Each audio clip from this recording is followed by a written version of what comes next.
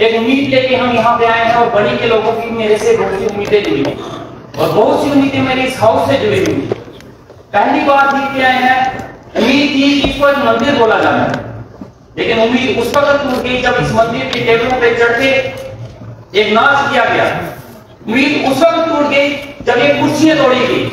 उम्मीद उस वक्त तोड़ी गई जब नेशनल एम्बलम को इन्होंने ध्यान नहीं दिया, उसके ऊपर जूते लगा के ये चढ़ रहे थे और नाच कर रहे थे। मेरे जैसे कई नौजवान जो पहली बार यहाँ पे जीत के आए हैं, शायद उम्मीदें लेके आए हैं। उम्मीदें हैं उनको अपने लोगों से, उम्मीदें हैं अपने लोगों की तरक्की की, अपने गांव की तरक्की की। ये उम्मीदें नहीं। अगर यही चलता रहा तो शायद आने वाली पीढ़ी इस असेंबली का मुंह नहीं देखना चाहिए। मैं आपकी एक चीज की तारीफ करना चाहूंगा, जो कदम आपने उठाया और इनको बाहर किया, बहुत अच्छा सर। मैं चाहता हूं उनको ऐसे ही बाहर कर दिया ताकि ये असेंबली स्मूथली चले, हम लोगों को मौका दिया जाए, हम अपनी बात रख सकें। रोज बनी के लोग सोचते हैं कि आज हमारा चुना हुआ नुमाइंदा हमारी बात करेगा, लेकिन वो करेगा कहां? ये करने देंगे तो मैं करूंगा ना, कहां करे? 10 साल पहले हमारे पास एक रियासत थी, एक स्टेट थी, फली फूली रियासत थी। कहा जाता था कि जम्मू का डोगरा कभी भीख नहीं मांगता, लेकिन आज जम्मू के डोगरे के हाथ में एक डोगरा थमा दिया गया है, भीख मांगने वाला। आज जम्मू का डोगरा पढ़ा लिखा, पीएचडी, एमएससी, पीएचडी किया हुआ बच्चा पल्लेदारी ये कर रहा है, दिल्ली में जाके गोलियां उठा रहा है। किसकी बदौलत? इन लोगों की बदौलत। 10 साल पहले हमारे जम्मू कश्मीर के लोग एक वादा दिया गया, उनको बोला गया कि अच्छे दिन आएंगे, और उससे पहले अच्छे दिन से पहले हमारी रियासत में क्या था कि शायद 10वीं और 12वीं के पढ़े हुए बच्चे कहीं रायगढ़ तालीम में लगते थे, लेकिन इनके अच्छे दिनों आने के बाद एमए बीएड के लोग पल्लेदारियां कर रहे हैं। हमने सोचा इनके अच्छे दिन आएंगे तो आज 12वीं के पढ़े हुए बच्चे 10वीं के बाद गवर्नमेंट एम्प्लॉय कर रहे हैं, तो इनके अच्छे दिनों में शायद 8वीं वाले भी लग जाएंगे। हमें क्या पता इनके अच्छे दिनों में एमए बीएड वाले पल्लेदारियां करेंगे। इन लोगों से अच्छा तो मैं ऑनलाइन शॉपिंग करने वाली कंपनीज को मानता हूं। कम से कम आप कोई ऑनलाइन अगर शॉपिंग कर रहे हो तो वहां पे भी जम्मू कश्मीर को यूटी नहीं लिखा गया, स्टेट लिखा गया है। वो इनसे अच्छे स्टेट को मानते हैं, ये स्टेट भी नहीं मानते। ये लोग जो आज जम्मू के ठेकेदार बने हैं, ये ठेकेदार हैं, ये जम्मू के दलाल हैं। इन्होंने जम्मू को बेचा है, इन्होंने जम्मू के युवाओं के साथ धोखा किया है। 10 साल पहले इन्होंने वादा किया था डेली वेजरों के साथ, इन्होंने वादा किया था एनएचएम वालों के साथ, इन्होंने वादा किया था एफपीओ के साथ कि हम आपको परमानेंट दिएंगे। मैं इनसे पूछना चाहूंगा कि इन 10 साल में एक भी इंप्लॉय आप बता दो जिसको आपने रेगुलाइज किया हो, एक भी आदमी डेली वेजर या एनएचएम का बता दो जिसको आपने रेगुलाइज किया हो। और ये यहाँ पे आके तमाशा कर रहे हैं।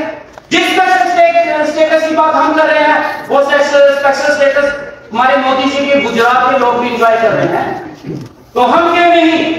ये स्पेशल स्टेटस हमारे महाराजा हरि सिंह जी की देन है, इनकी देन नहीं है। ये स्टेट महाराजा हरि सिंह जी की है, इनकी देन नहीं है। ये किसी पार्टी की मोहताज नहीं है। हमारे महाराजा हरि सिंह जी का फोटो इनके दफ्तरों में देखो, इतने बड़े फ्रेम लगे हैं, लेकिन स्टेट तोड़ के नाच रहे हैं ये लोग। ये स्टेट महाराजा हरि सिंह की देन थी, इन्होंने तोड़ के, शायद उनकी आत्मा भी दुखी हो रही होगी कि कैसे कैसे नमूने हमारे जम्मू में पैदा हुए। ये जम्मू की बात चलेगी, ये जम्मू का सौदा करने आए, यहाँ पे लूटने आए। मैं यहाँ पे देखता हूँ ये सलाह मशवरा कर रहे होते हैं यहाँ पे, क्या कौन सलाम लगाएगा बाहर जाकर, और कैसे हम यहाँ से जाके बाहर निकले। और जिनको कोई नहीं भेजता वो खुद ही आ जाती है, मुझे भी पकड़ के बाहर कर दो, मैं टीवी में आऊंगा, मुझे भी पकड़ के। ये तो उनकी हालत है। मैं बंद किया था सर, 10 साल पहले इन्होंने वादे किए थे, वादे थे तरक्की के। एक हमारे होम मिनिस्टर साहब ने एक पहाड़ी स्टेटस लाया और जो ही मुझको दिया, कहा कि ये लोग पहाड़िए हैं और पहाड़ी जुबान बोलते हैं। मैं उनसे पूछना चाहूंगा कि बनी के लोग अंग्रेज हैं क्या? वो कौन सी फारसी बोलते हैं? बनी के लोगों को पहाड़ी स्टेटस क्यों नहीं मिला? बनी के लोग भी पहाड़िए हैं, वो भी पहाड़ी जुबान बोलते हैं। अगर जोरी पुंछ को मिल सकता है तो पहाड़ी स्टेटस बनी भी डिजर्व करता है। मैं पहाड़ी स्टेटस की डिमांड करता हूं बनी के लिए। साहब, मैं उनकी बहुत तारीफ करता हूँ, उनकी पर्सनालिटी मुझे बड़ी अच्छी लगी। उनकी तरह मैंने भी एक दिन वो शॉल डालने की कोशिश की थी, लेकिन टिका नहीं मेरे साथ। वो सारे करते दिखता है। हमारे एसपी साहब ने बोला जी कि हमने हर सेक्टर में इतना कुछ किया। मैं उनके हर सेक्टर की कोर्स खोलूंगा, यहाँ पे बनी में क्या हुआ। 10 साल पहले इन्होंने वादा किया कि बनी के हर सेक्टर को सुधारा जाएगा। पिछले 10 साल से हमारे बनी सब डिस्ट्रिक्ट हॉस्पिटल में एक भी स्पेशलिस्ट नहीं। गायनी की पोस्ट वेकेंट है, पीडियाट्रिशियन की पोस्ट वेकेंट है, वहां सत्य नहीं है। आज भी वहां से लेके अगर वहां से खुशबू बेची जाती है तो वो या तो रास्ते में डिलीवर कर दी जाती है या तो रास्ते में उसका वॉशरूम हो जाता है। एक गायनी कॉलेज पिछले 10 साल से बड़ी को नहीं मिला, आज भी बड़ी उस चीज के लिए रो रहा है और ये वादे कर रहे हैं, बड़े बड़े खोखले वादे करते हैं। एक डिग्री कॉलेज है हमारे बड़ी में, मैं उसको लंगड़ा कॉलेज बोलता हूं। वो इसलिए कि एक डिग्री कॉलेज मिला हमारे बड़ी तहसील को, लेकिन उसमें भी सिर्फ आर्ट्स स्ट्रीम है, मेडिकल और नॉन मेडिकल को ना पढ़ाया जाता है, तो ना बनी को हक है कि वो मेडिकल और नॉन मेडिकल पढ़ सकते। क्या हम लोगों को आज भी पढ़ने के लिए जम्मू और कठुआ और भदरवा जाना पड़ेगा? क्या हमारे बनी के लोग आज भी और मेडिकल और नॉन मेडिकल की पढ़ाई वहां नहीं कर सकते? 10 साल पहले मैंने लोही मुड़ा को एक डिग्री कॉलेज का वादा किया, बड़ी तालियां बजी, बड़े उद्घाटन हुए, रिबन कटे, लेकिन वो 10 साल से मुझे कॉलेज दिखाई नहीं हो गया था। वो दिखाई नहीं मिनिस्टर पे वो कॉलेज है कहां पे, उसका पता ही नहीं है। हमारे वहां पे जगह है जिसका नाम है गलेर, हमारे यहाँ पे सारे बोल रहे हैं कि कोई खंबे नहीं है, वहां है ही कुछ नहीं।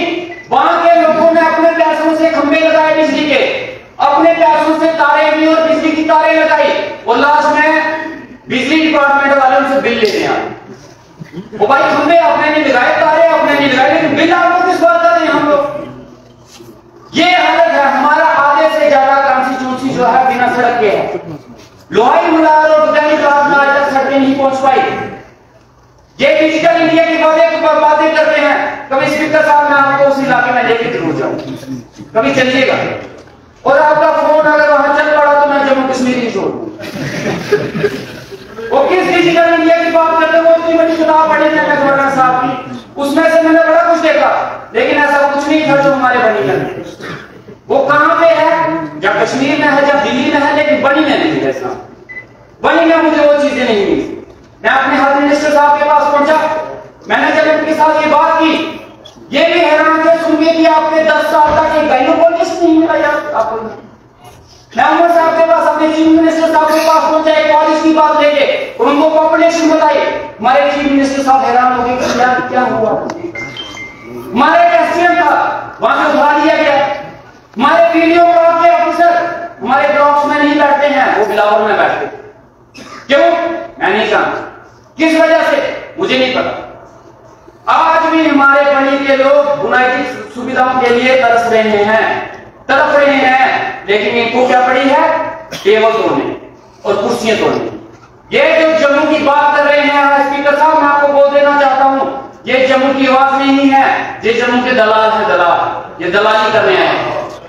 आज अगर जम्मू को स्पेशल स्टेटस मिलता है तो यहाँ के लोगों की, यहाँ के बच्चों की नौकरियां बचेंगी, यहाँ की जमीनें बचेंगी।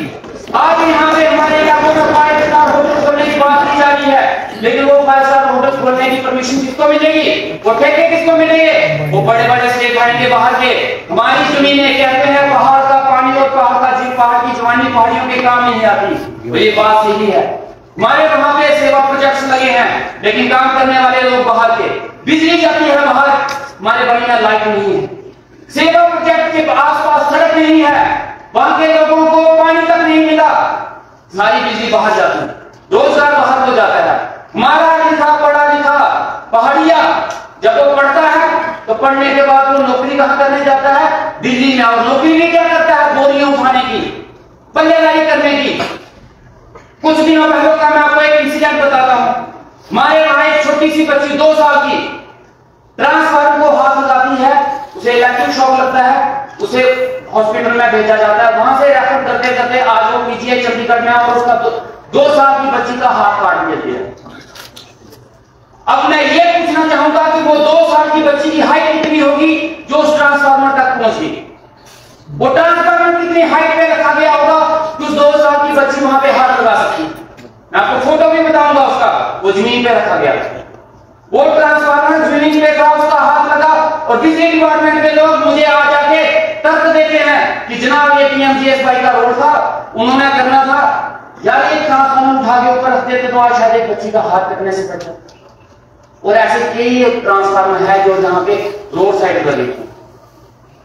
मैं ज्यादा नहीं बोलूंगा सर, मुझे किसी चीज पे नहीं बोलना, मुझे अपनी बड़ी पे बोलना है। अगर मैं बड़ी के लिए कुछ कर गया तो मैं समझूंगा कि मैंने हिंदुस्तान के लिए कुछ कर लिया। अगर मैं बड़ी के लोगों के लिए कुछ कर पाया तो समझूंगा कि मैंने अपना धर्म निभा लिया। मेरा धर्म मेरे बड़ी के लोग हैं और मेरे लिए मेरा हिंदुस्तान मेरा बड़ी है। और मैं सारे हाउस से, स्पेशली हमारे चीफ मिनिस्टर साहब से मुझे बहुत उम्मीद है, मैं इनको अपना आइडल मानता हूँ, मुझे उनसे पूरी उम्मीद है। और जब मैंने इनको समर्थन दिया था तो उन्होंने मेरे से एक बात बोली थी कि डॉक्टर साहब आपकी बनी की तरक्की के लिए अगर मुझे बनी में भी बैठना पड़ेगा तो मैं बनी में बैठूंगा। मैं बहुत शुक्रिया अदा करता हूँ अपने मिनिस्टर साहब का और पूरे हाउस से मैं उम्मीद रखता हूँ कि बनी की तस्वीर और तकरीर भरने में आप सबका बहुत योगदान है।